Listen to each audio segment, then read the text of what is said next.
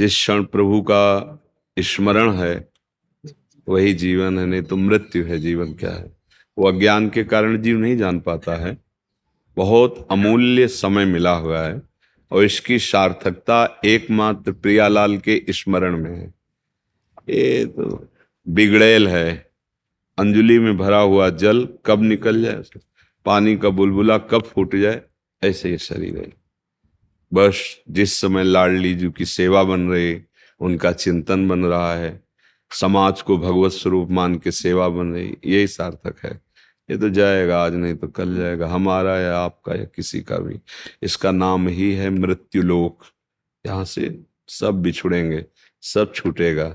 एकमात्र भगवत स्मरण और धर्म पूर्वक किया हुआ आचरण वही जीवन है। अन्यथा जीते जी भी वो व्यर्थ जीवन है। वो तो सार बात है भगवत स्मरण, प्रियालाल का स्मरण।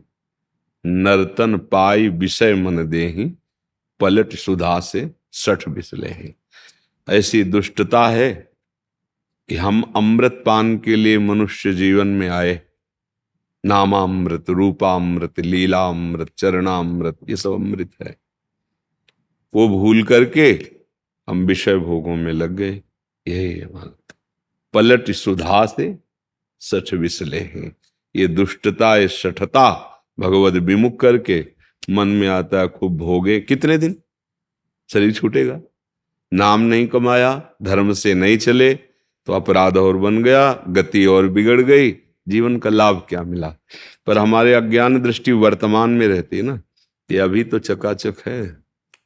हाँ, धर्म पूर्वक है तो ठीक है, अधर्म पूर्वक है तो दिखावा है। वो तुम्हें बहुत दुख देने वाला है, आज नहीं तो कल इस बात का अनुभव हो जाएगा। अगर प्रभु में मन है तो शरीर भयानक कष्ट से पीड़ित हो तो भी क्या। आप सब प्रियालाल के निज जन हैं। जीवन की सार्थकता, जो सेकंड भगवत स्मरण में गया वही सत्य है, वही आपका सबसे बड़ा सहयोगी बनेगा। और जो समय अधर्म आचरण में जा रहा है असत्य है, और वही तुम्हारे बड़े दुख का कारण बनेगा, बड़े दुख का कारण। बहुत बहुत सावधानी की जरूरत है। ये मनुष्य जीवन बचने के लिए मिला, बच जाओ, नहीं किस किस योनि में जाना पड़े, क्या क्या दंड भोगना पड़े। काल मृत्यु, भयानक पीड़ा, भयानक कष्ट, ये हमारे अधर्म आचरण से होते हैं। जो हो चुके हैं वो जमा है, नष्ट नहीं होने वाले। तुम्हारे पुण्यों से नष्ट नहीं होने वाले, भजन से नष्ट होंगे। जो पाप कर्म है, जितना भगवान के आश्रित होकर भजन करोगे वो नष्ट हो जाएंगे। और ये जन्म उन्हीं को नष्ट करने के लिए मिला है। पर भूल ये हो जाती है कि हमें पूरी गोदाम में आग लगाना था, हम और गोदाम में स्टॉक जमा कर लिए। फिर वो दुख का अज्ञान के कारण उसको लगता है सब बकवास है। लेकिन जब फल आता है तो क्यों आया? आप तो बड़े सुंदर ढंग से सुख चाहने की हर व्यवस्था कर रहे थे, फिर दुख क्यों आ रहा है? ये सब क्यों हो रहा है? पाप कर्म। वो बच जाए हम उस कर्म से। इसीलिए सत्संग है, इसीलिए शास्त्र स्वाध्याय है। साधु महात्माओं का संग परमार्थ वस्तु के लिए है, ये छूछा के लिए नहीं है। ये इसके लिए नहीं कि कोई जंतुर बांध दे दुख मिट जाए, कोई ऐसा है। हम बार बार इसलिए इस संबोधन को करते हैं कि आप लोग भ्रमित मत होइए। आपके पास राधा नाम है, राम नाम है, कृष्ण नाम है, भगवान नाम है। धन्वंतरी जी आयुर्वेदाचार्य हैं, स्वयं भगवान के। उन्होंने आयुर्वेद को शोध के निकाला कि जो अच्युत कृष्ण गोविंद माधव ऐसा उच्चारण करता रहता है वो समस्त रोगों का नाश कर सकता है। जो आप क्यों नहीं नाश कर रहे हो? हमारी चाह नहीं है। क्या समझते हो? ये किडनी पिडनी कोई चीज है क्या? पर श्री जी नहीं मिलेंगे तो सौदा कितना घटिया हुआ। आज नहीं तो कल छूट जाएगा ना, ये आज नहीं तो कल छूट जाएगा, इसका समय तो है ना। फिर हमने क्या किया? बहुत बड़ा घाटा कर लिया। जहां श्री जी मिलनी थी वहां नासवान शरीर में ताकत झोंक दी, ब्रह्मास्त्र का प्रयोग मच्छर मारने के लिए कर दिया। इसलिए बड़े बड़े सिद्ध संतों को देखो ना, बड़े बड़े कष्ट स्वीकार किए हुए, और जिन पर करुणा कर दी उनके कष्ट दूर हो गए। लेकिन आप भोग रहे हैं क्योंकि वो जानते हैं ये भगवान का लीला विधान है। चुपचाप शांत नाम दे। जो आपको रोग है, अस्पताल में जाओ, दवाई अच्छे डॉक्टर लो, दवा लो। हाँ, जड़ से दुख मिटाना चाहते हो तो अध्यात्म मार्ग है, भगवान का आश्रय लो, अहम त्वाम सर्व पापेभ्यो मोक्षयिष्यामि मा शुचा। वो करुणामय है, हमारे सारे दुख मिट जाएंगे। सारे दुख मिट जाने का मतलब यही जो हम आपसे कह रहे हैं, हमें कोई दुख नहीं है।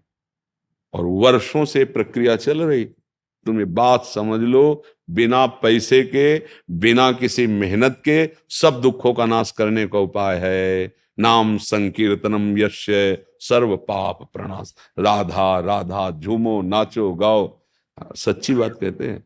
जैसे बच्चे को पीड़ा हो और माँ ऐसे ऐसे करने लगे ना, तो बहुत कुछ पीड़ा तो इसी में चली जाती है। माँ की गोद में ऐसे दुलार, जब जीव भगवान के चरणों का आश्रय ले लेता है ना, तो ये लौकिक दुख उसे विचलित नहीं कर पाता।